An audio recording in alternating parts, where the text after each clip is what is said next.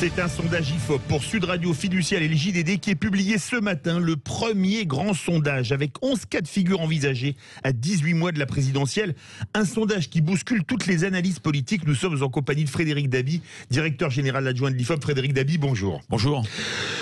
Bienvenue sur Sud Radio. On va commencer par le moins surprenant. Dans tous les cas de figure, on aura un second tour identique à 2017 avec un match retour Macron-Le Pen. Ils sont en quasi match nul et représentent à eux deux la moitié du corps électoral. Oui, vous avez raison, c'est la réédition de 2017. C'est un paradoxe puisque d'un côté, on a un Emmanuel Macron assez impopulaire, une Marine Le Pen dont on dit qu'elle ne s'est pas remise de la catastrophe du débat de 2017. Or, les deux, quelle que soit, vous le disiez, la configuration testée arrive en tête entre 24 et 27%. Ils font tous les deux mieux que leurs résultats du 23 avril 2017.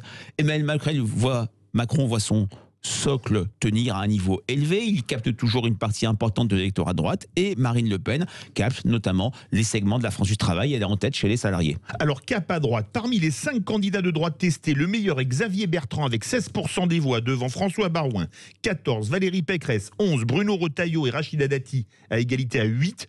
Le troisième homme, c'est Xavier Bertrand? Clairement, oui. C'est pour moi l'un des vainqueurs, entre guillemets, de sondage, même s'il ne serait pas qualifié au second tour. Il est en dynamique. Dans une enquête IFOP Fiducial pour Sud Radio et CNews, il était à 12% au mois de juin. Il a décroché François Baroin. Il écrase, entre guillemets, d'autres prétendants de droite. Il est à un niveau élevé dans les segments traditionnels de la droite, alors que François Baroin pâtit de ses incertitudes. Sera-t-il candidat ou pas? C'est tu veux ou tu veux pas, comme disait la chanson de Zanini. Exactement. Valérie Pécresse est plus sur la préparation des élections régionales. Aujourd'hui, celui qui est le troisième homme, on a souvent parlé d'un troisième homme à l'élection présidentielle, François Bayrou par exemple en 2007, c'est clairement Xavier Bertrand qui est, je le répète, en dynamique. Alors, par contre, à gauche, pour les candidats PS, on va de 4% pour Olivier Faure, 5% pour Ségolène Royal, 7% pour François Hollande et 9% pour Anne Hidalgo, toujours derrière Jean-Luc Mélenchon et plus ou moins devant ou derrière Yannick Jadot selon qui sera candidat.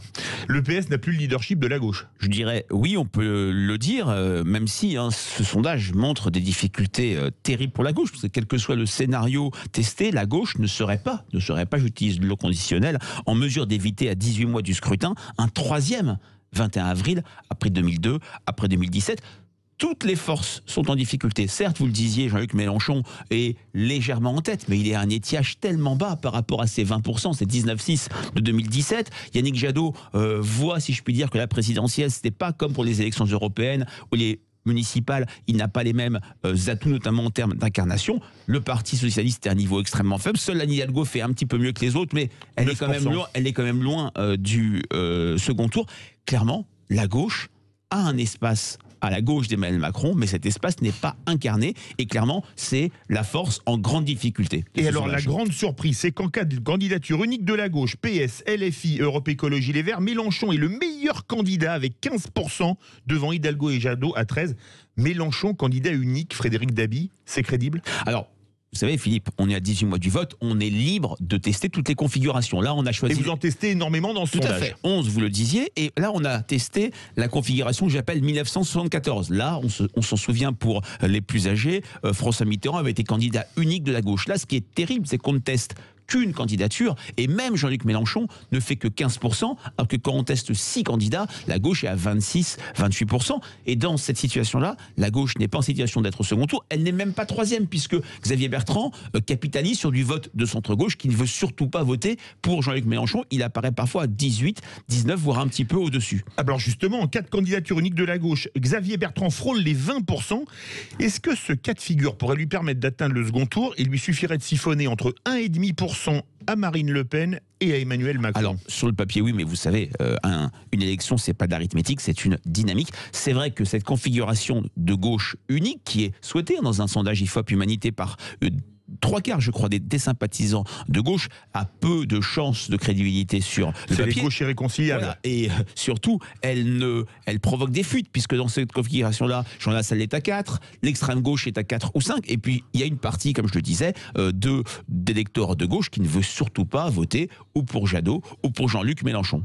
C'est un sondage absolument passionnant qui met vraiment un grand coup de pied, j'allais dire, dans la fourmilière politique. C'est le premier à 18 mois de la présidentielle.